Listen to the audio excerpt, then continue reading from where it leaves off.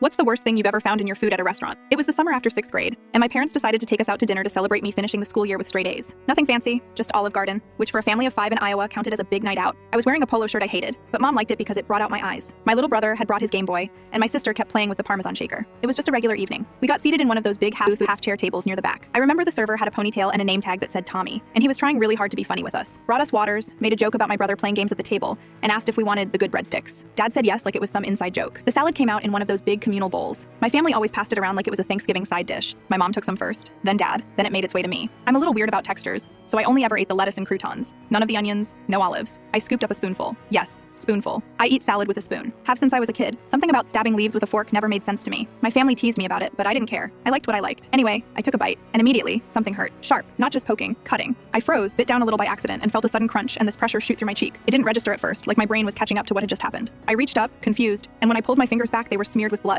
I spat into my napkin and saw red and white, salad and blood, and then something hard and clear clattered onto the table. It was glass, a jagged triangular chunk, smaller than a quarter but thick like from the rim of a broken cup. The restaurant went quiet around me, even though it probably didn't. It just felt like all the background noise dropped out like in a movie. My mom was out of her seat before I even realized I was crying. Not sobbing, just quiet tears while I held the napkin to my face. My cheek was bleeding and already starting to swell. My dad stood up, waved down the server. The salad bowl was still half full. Tommy came over, all smile until he saw the blood. Then he stammered and went to get the manager. The manager came out, this woman with tight curly hair and an apron with way too many pens. She walked up all stiff, not even crouching to see if I was okay. Just glanced at the napkin, glanced at the glass, and immediately said, "Where did that come from?" My mom looked at her like she couldn't believe the question. "It was in the salad," she said. "She bit into it." "She eats salad with a spoon?" the manager asked. Like that mattered. Like that changed anything. "She's 13, my dad said. "We're not trying to scam you. She just cut the inside of her mouth on a piece of glass that came from your kitchen." The manager didn't apologize. Didn't ask if I needed a medic. She just kind of stood there awkwardly and finally said, "We'll take care of it." They didn't take care of it. They comped my dad's meal and mine, because I hadn't eaten it, obviously. But they still made my mom pay for her food and for my brother and sisters. Which is insane, because my little sister had eaten some of the salad too. What if there'd been more glass in it? What if she swallowed it? We didn't even ask for anything. My parents didn't threaten a lawsuit or demand to speak to corporate.